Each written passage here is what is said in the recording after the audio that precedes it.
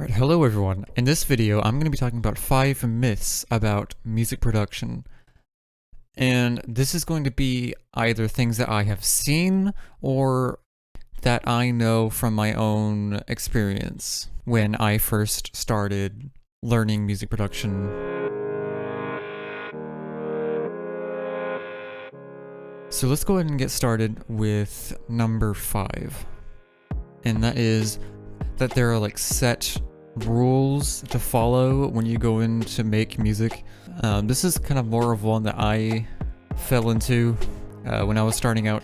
But of course the truth is, in music production, when you're doing a certain thing, whether that be mixing and mastering and effects like EQs and compressors and everything, I mean, there's no like set rule about that. I mean, there are fundamentals of that kind of stuff that you need to know, but the point is even if one thing sounds better than the other, there might be times that doing something else completely different might be better than what you normally would do. Because music production, at least in my opinion, is all about experimentation and figuring out what works with a specific song. Not in general, but what works with your track and your song. On to myth number 4, and that is that you need tons and tons of layers in your track. And again, this is kind of more of one that I fell into, and I think that was partly because watching all these videos and tutorials and things like that, all of the example songs, they all had like 100 tracks or over 100 tracks, you know, but the truth is, you don't need that much. It's all very specific to the song that you're trying to make and the effect, let's say, that you're trying to get. But the most important thing when you're going in there and layering things is to make sure that you're thinking about, will this help my track? If the answer is no, don't put it in there. It's much better to keep it out. Because when you try to layer tons and tons of things on there, a lot of times what will happen is you end up muddling up one certain frequency or just overloading everything, and it just ruins the entire song. And of course that is not a good thing. Because you can make a song with only like 20 to 40 tracks, you know, and still sound really, really good. You just have to make sure that the choices that you're making in deciding all of this are good, smart decisions for your specific song that you're working on. Again, if your song calls for 30 tracks, you do 30 tracks. If it calls for 100 tracks, you do 100. Just basically all just comes down to what song you're making. Alright, on to myth number 3, and this is one that I hear a lot about, and this one is that you need tons and tons of super fancy paid effects plugins, specifically things like EQs and reverbs and compressors and all that kind of stuff.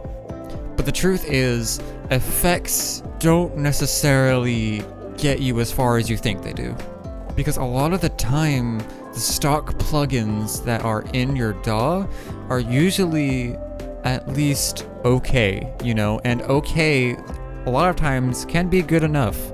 Because when you pay $100 for this new compressor you bought, when you release that song, how many people are gonna notice? When you think about it, most likely nobody or very, very, very few people.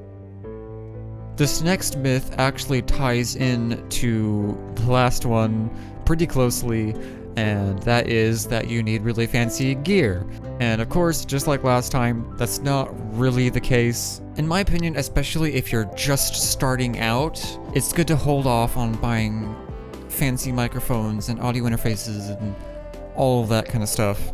Because a lot of times, especially if you're just starting out, you won't know how to use any of the stuff. So it's a lot better to start with something simple that you can learn on. I mean, especially if you're just getting into the hobby, it's best not to pour thousands of dollars into a hobby you don't even really know if you'll enjoy or not.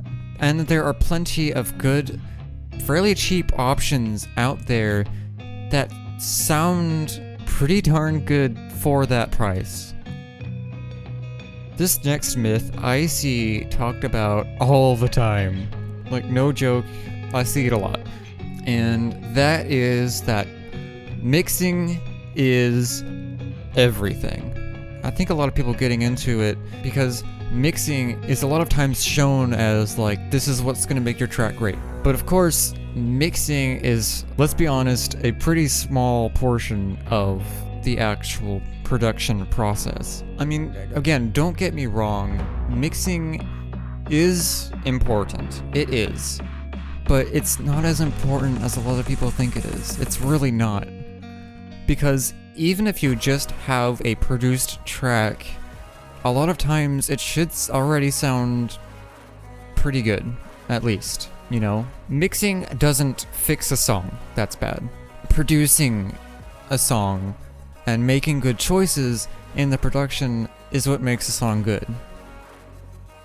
So next time that you work on a song in your DAW, keep these things in mind and to know that none of this matters, at least most likely as much as you think it does. Let me know in the comments below if you know of any other myths about music production that I didn't cover, because this kind of stuff always kind of interests me.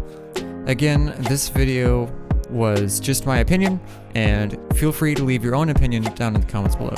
Also, if there's any ideas that you have for future videos, let me know in the comments below, and on that note, be sure to watch this video that YouTube recommends for you, and I'll see you next video.